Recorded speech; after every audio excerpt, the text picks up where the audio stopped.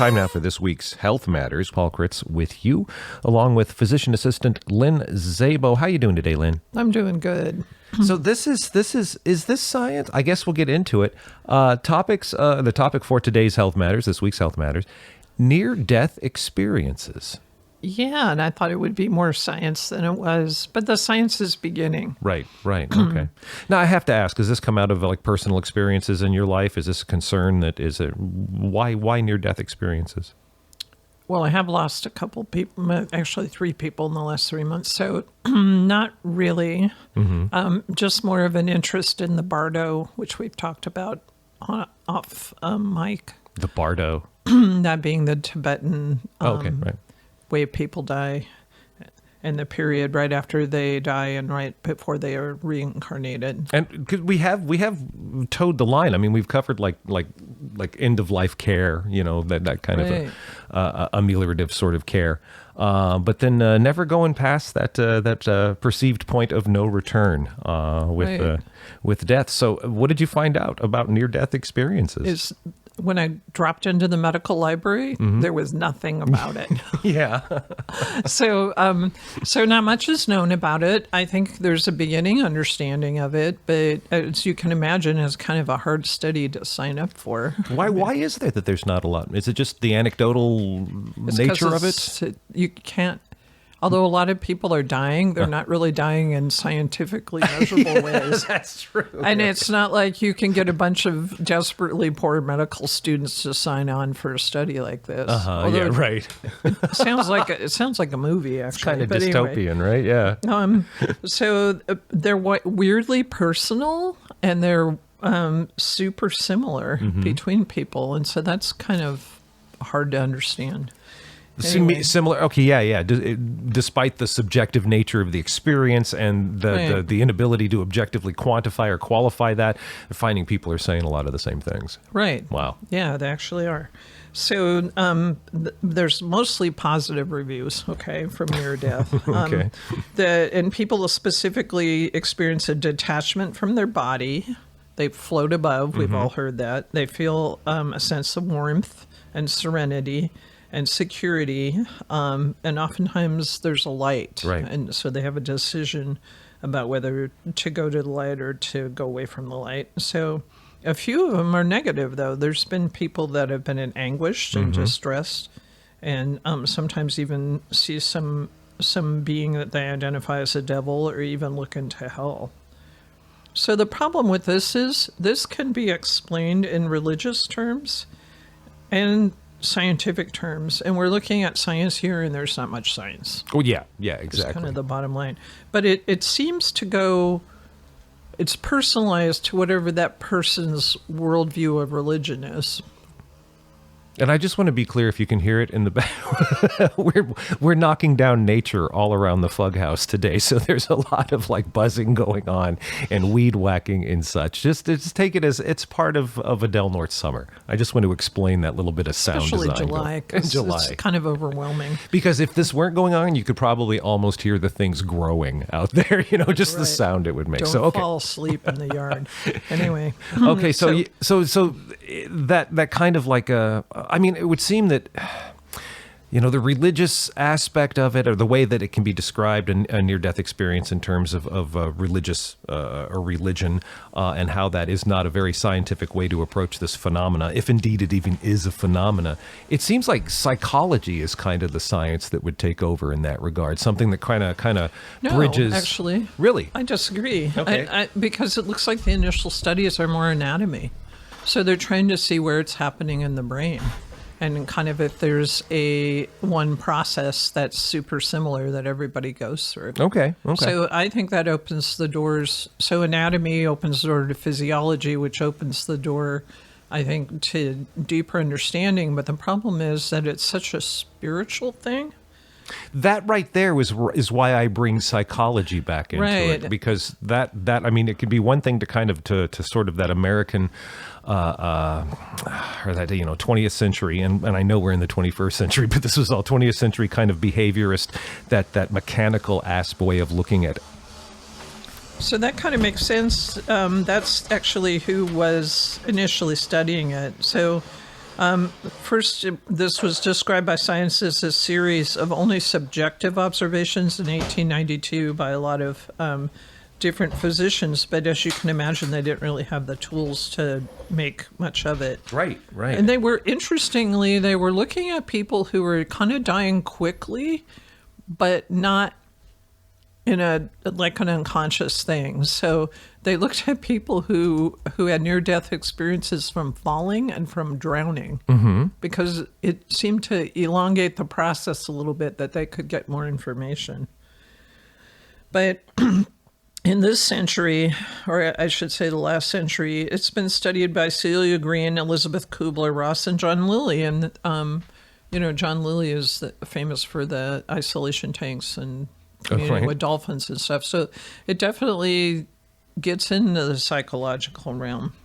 Well, psychology just historically has taken the place of science when science can't measure things, Then we're just talking about, we're talking about stories, and we're talking about archetypes and these perceived things that exist in deep inside the human mind, which, whatever. But that's kind of, you're left in that regard until you get the actual science. I was looking online, I was Googling, because I remember there was a thing just a couple of years ago about a man who died during an MRI scan, during some sort of brain scan. And I was looking to see if there was any insight into that, if they accidentally got the science. He actually died. Yeah, exactly. He wasn't near death.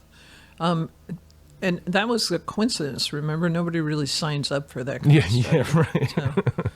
But it's super widely common. 9 million people have reported experiencing it in a study in 2011, and most report they were kind of seriously hurt or, had some physiologic assault that kind of prompted it. Anyway, common elements to it: being outside one's physical body, seeing deceased relatives and religious figures, and usually, like I said before, usually what the person sees kind of corresponds with what their personal beliefs are. Okay, they are aware that they're dead. They describe peace, unconditional love, and acceptance most of the time. There's a perception they're actually out. Their consciousness is out of their bodies, and they might even be observing, the code response to their death. Right. So they're watching medical people. We've all heard that from them. being some point in the room where they actually weren't, and being able to quote back what people have said and things and what happens. There's also a tunnel sensation, but it can also be described as a passageway or a staircase. Huh. Yeah, this is worldwide. Yeah, right. So that's separate from cultural considerations and cultural input. Deeply personal, but universal. That's what's trippy. I've heard that the tunnel sensation is a memory of birth, that you kind of go back to your first memories. Yeah, science says no, because we don't remember our birth. We didn't have any capacity to remember science our says birth. you're not floating in the room above everybody too. So, science says a lot of things. There's frequently a reunion with a loved one who was previously deceased, and there's a life review that happens really quickly but in detail. So that's the life flashing before your eyes. Right. Okay. And then you get some people, I guess, get a decision about going further on into death or returning to life. So they have a turning point. I think in a lot of what I read is that it's kind of presented to them by a spiritual guide or somehow an intuitive. As a choice? Internal thought, yeah. So I've had, there was a person I knew who talked about a near-death experience that came to him on an operating table, in which he ended up seeing his mother, who was deceased before. And his mother didn't give him a choice, came and said... she booted him out. Yeah, she said, it's not time. Mom. Again, deeply personal. Right. But weirdly similar. They actually said 22% of the near-death experiences happen to people who are on operating tables. So that made me a little alarmed. Anyway. Alarmed? Why? The couple of times I've been under general anesthesia, I haven't thought twice about it being like a doorway to something else. Yeah, exactly. But apparently that's some people's experience. Do you know, and I know this is asking more depth into these numbers than perhaps you were prepared. Yeah. But are these operating table NDEs, was there a crisis, or is it just something that happens? No, it was 22%. Sure, and of those 22%, and there wasn't a crisis. All of those 22%, it wasn't a crisis? It's maybe being under general anesthesia is kind of a slippery slope. Oh, wow. Yeah, okay. Yeah, that was what they came up with. Anyway, so what science understands about it is now that we can scan parts of the brain, we understand kind of what's going on in the brain, and it's super universal. But there's no real understanding how this fits together. And I think at this point, that's probably where science should be in the process. What point exactly? Is understanding anatomy, and then going to physiology, and then going to spirituality. Okay, take me through that progression, specifically the distinction between anatomy and physiology. Okay, so anatomy is what you can see about the body. Is physiology what it does? And physiology is how the interplay, so how it works together. I gotcha. And can science even get into spirituality? I don't know. There's going to be a Venn diagram with some overlapping data. I think so, right? I think that's what has to be. But I think there's kind of a conundrum with religion, because religion oftentimes insists that it's the only way that things could be right. Right. And so that it skews science's objectivity, I think. How so? I mean, because it forces it to look into this in terms of a religious context, right? A spiritual context. Right. So, are you saying spiritual as opposed to religious? Like I'm saying religious. You're saying religious. What's the difference between religious and spiritual in this context? So religious is super well defined and associated with a dogma. Gotcha. And then spirituality is kind of more vague. And actually what people move toward, that was what was kind of interesting. So after having something? After having a near-death experience, how does that affect the individual? And they're not always, it's not always like life is groovy from here on out. I imagine it can lead to big existential questions and crises. Absolutely. Wow. But on the level as people become less religious and more spiritual, so more willing to entertain multiple possibilities, more ecologically concerned. I thought that was trippy. Less fearful of dying, less fearful of getting sick. Just kind of better overall, but not necessarily in a rigid religious way. Right. And so that actually causes conflict with people, because if they had a worldview that was one direction, now they're kind of going off into another direction. Right. So, there's a lot more that we need to learn about it, I think. It might be interesting to also compare not only worldwide with different cultural worldviews, but also, is it different from children versus adults? Is it different from men versus women? And I have to say that although the title escapes me, I read a really good book on a near-death experience that was more detailed than what we presented here. And it was written, the reason it got my attention was it was written by a Duke neurosurgeon. Oh, wow. Okay. No tighter sphincter in medicine than a Duke neurosurgeon. Okay. So, and he got a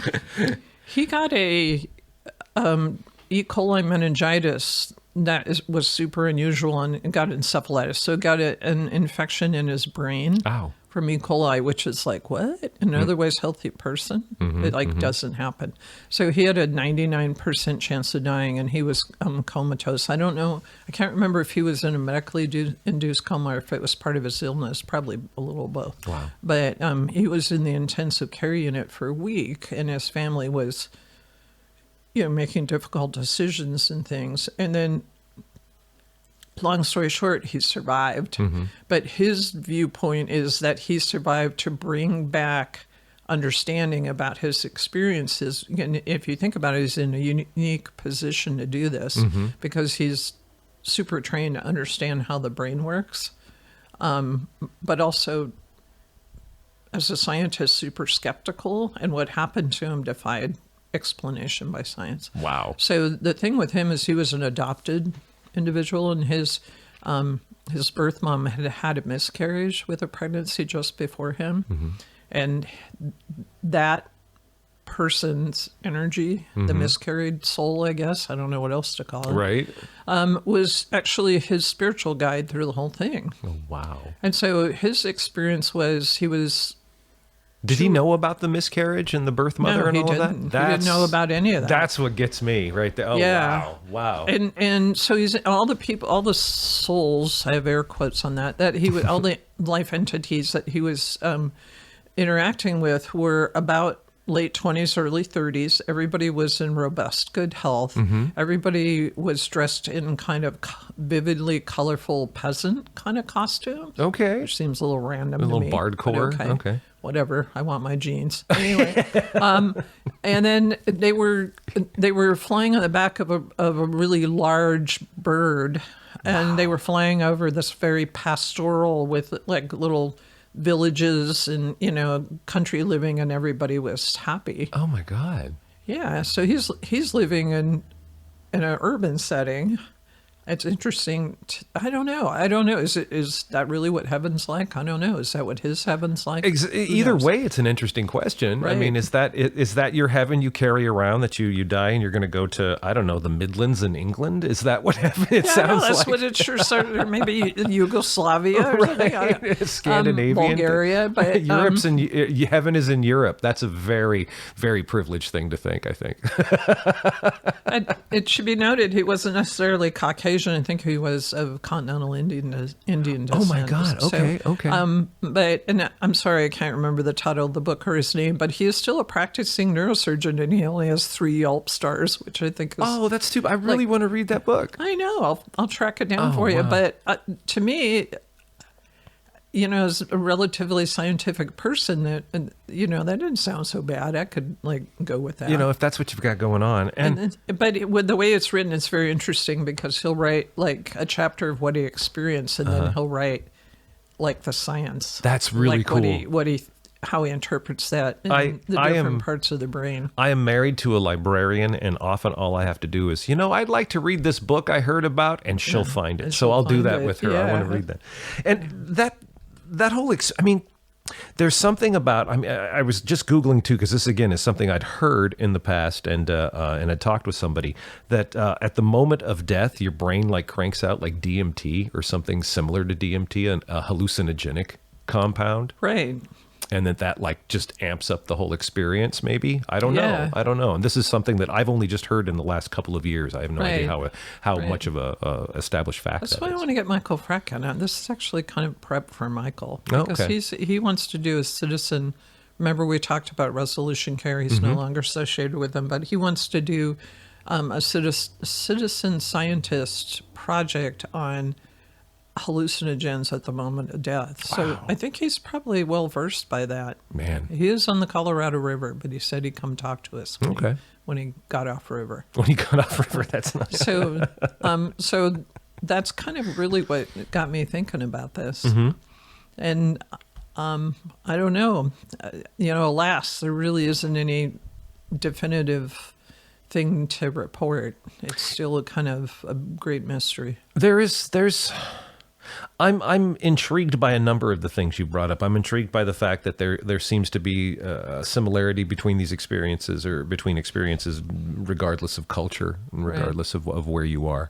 That's very interesting to me, because that is close to, I think to a certain degree, we've abandoned as a culture the search for universals, kind of seeing how universals and things that exist and we hold to exist objectively can really, kill people and get in the way and screw up history. And we're kind of but this sounds like maybe there's something, a universal human experience, something that all human brains are born with. If it isn't an actual reality or glimpse of an actual reality, if it's a glimpse of a subjective reality, the fact that that's shared among us all is something that I find really intriguing. Or maybe this is the way that neural pathway looks. Yeah, that's what I'm saying. That's what I'm saying is that it's. I don't know. It's hard to say. Yeah, I don't know. Yeah. What do you think happens? What do I think happened? I don't know. What do you think happens when you die? I like the neurosurgeon's version. Yeah, I know. That's pretty cool. I like flying a bird. I think that's pretty cool. He also mentioned that you can have your animals there, so I'm cool with that. You know. Okay. Yeah. That makes it all right. Yeah, and so I don't know if you get to have tasks or if things are just if you're like. I don't know. You don't really plant a garden. You know all the joy that people get from planting a garden. Maybe you just walk out of your little pastoral house and boom, there's a garden. I hope not. I hope you get to do stuff because it would be boring otherwise.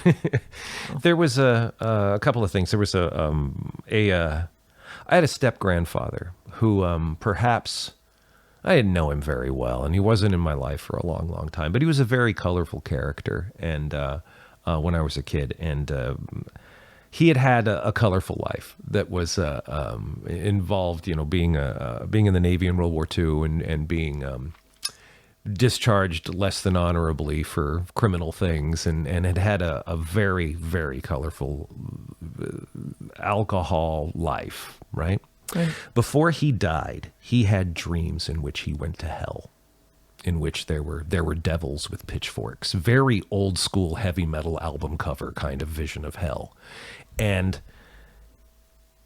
I don't know, it kind of fed this feeling like, I think it's possible that if this is a subjective sort of experience in the human brain, the moment of death, that first off, time must change if your brain is flooded with DMT and all of this is going on. And Mike Thornton actually said this one time. It's possible in his mind. And I went, wow, yeah, that for your subjective experiences, time stops.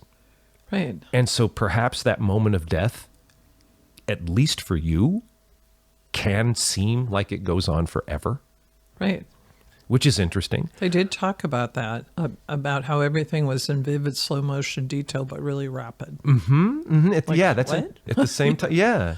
So, and that if that is in fact the case, then first off, I feel really bad for my step grandfather. But I also think that maybe we apply, if we're given the opportunity, our own judgment to our life. Like how you feel about yourself is what you're confronted with. And I don't think that my step-grandfather, I don't think he felt good about his life or the man he was. And that's what was reflected, at least, and these were dreams before. These aren't NDEs or anything, but his fears maybe. I don't know. Maybe it was a warning to change. Dun, dun, dun. Seems kind of late for that if you're having these dreams in the hospital. Oh, okay. And you've got cancer and you're going to die. So maybe he was really reassured. I don't remember him being reassured about these things by these dreams. Mean at the moment of his death. I hope so. And there's no way to know that. Because one thing about this is that they're almost overwhelmingly positive. That's why I remembered him when you said that. It's that, whoa, I know a guy who specifically it was not a positive. Well, at least leading up to it. Again, I'm not talking about an NDE with him. So who knows? Who knows what the actual experience was like for him? But it's a very interesting idea. And I would like there to be a pastoral bardcore heaven we could all go live in and milk goats forever. I think in judgment with God, from God at the moment of death, let's assume that happens. Okay, because a lot of people do. I think almost all of us would be surprised. Almost all of us would be surprised. Did I just see a big RV with open door on the side go by? Yeah. Is that I'm sorry to break. That's my afternoon. Is that what you're doing that's today? What I'm looking forward to. I didn't wear scrubs, but we'll get to that. I want to talk about that. But let's finish up. So the judgment of the judgment of the moment of death before God. Right. So is that is part of the subjective experience? You think? I guess my personal experience is that people are going to be surprised because you have a sense of what you regret, but maybe the worst things you did are unknown to you. I'd be interested to know what it's not learned yet. Maybe so, yeah. And when you get that, that's the whole point of reincarnation, right? Nirvana. Let's not even get into the little kids that have memories about being an RAF pilot and things like that. Or why the Bardo is 49 days.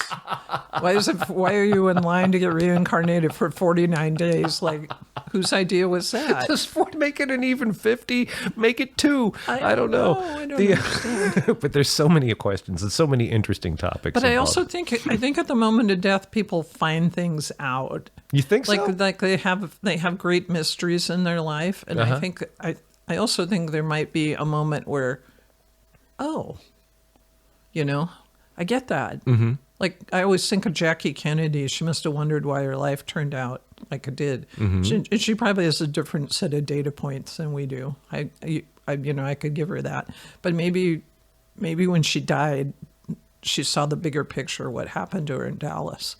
I don't know. Wow. Yeah.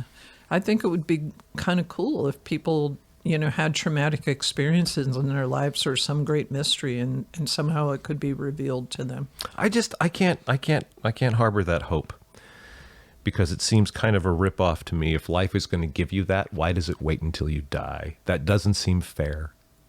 Well, you're not finished until you understand it. So you're kind of saying understanding, the same thing. Yeah. Understanding then means dead. That just seems like a really jacked up kind of dynamic to foist on humans. Yeah, but I don't know if you go live in your pastoral setting, maybe that part of you is at peace. I don't know. I don't know what the next page is. No, Nobody does. So. Wow. Okay, well, this is really, really interesting. I'm going to be thinking about this for the rest of the day too.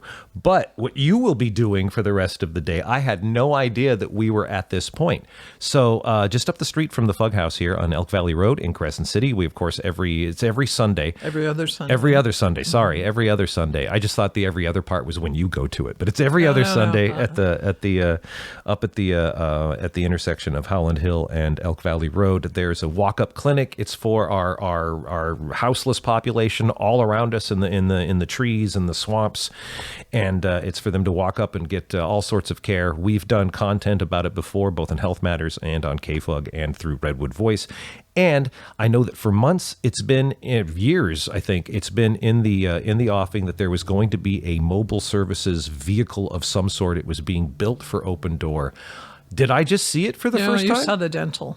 This is a different thing. So what was the RV? This is a beautiful dental coach that has everything but a dentist. Oh my God, that's wonderful. It was huge. It's a big white capabilities. RV. It's huge. Wow. And it's beautifully personalized to Del Norte. It's got pictures of our coastline that people would like really that are plastered on the side. That's wonderful. That people would really, I really graffitied that rock. I did not, in my mind, keep that there was going to be a dental version of that. That's amazing. That's great. Well, there's a dental version, but there's no dentist. There has been for a while. So what's the coach going to be doing up at the walk-up clinic today then? Is it a tour? What are you barbecuing hot dogs? But I'm going to be there, and I'm a PA, so I'm going to be mostly, I imagine, wound care. That usually when I show up, some pregnant ladies, show up, or when some women's health needs show up, and a lot of wounds, a lot of tetanus shots, and unfortunately, currently, a lot of syphilis. Oh, yeah. We have special screening tests so we can diagose people really quickly. Really? Wow. Yeah, wow. We have the treatment so we can boom. And luckily, unless, right, I don't think it's changed. Syphilis is still one of those diseases can be cured, right? It can be cured, but it does a lot of damage. And so for everybody out there that's saying, well, maybe I was exposed, but I don't have any symptoms.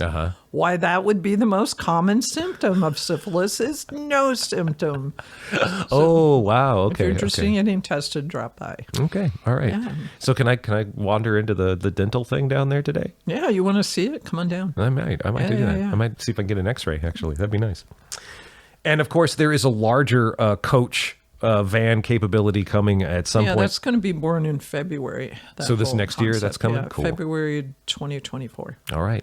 Open Door doing good stuff just in the community and specifically right here in my neighborhood. So I make a point to notice it and shout them out. Lynn, I also shout out, UIHS is also doing, I believe it's on Wednesday, they're doing a Facebook kind of live discussion. Dr. Matsuda, the pediatrician from UIHS in Humboldt County, I'll be on the mic too, and then some other people talking about immunizations. That's fantastic. So specifically childhood immunizations? Childhood immunizations, super exciting news about the new RSV immunization. Okay. So that is that'll be Wednesday the 26th when you hear this. We are recording this the prior weekend, and it will air This Health Matters twice before that happens. So Wednesday the 26th. And anything specifically time-wise, or should people just check on the Facebook page? Just check the Facebook page. UIHS in Del Norte. Okay. Lynn, this was really, really interesting. And thank you very much for coming up with this. This was cool. I know. We go from this really specific EKG, we know like how every little cell works, to, I don't know. Ghost stories. I don't know.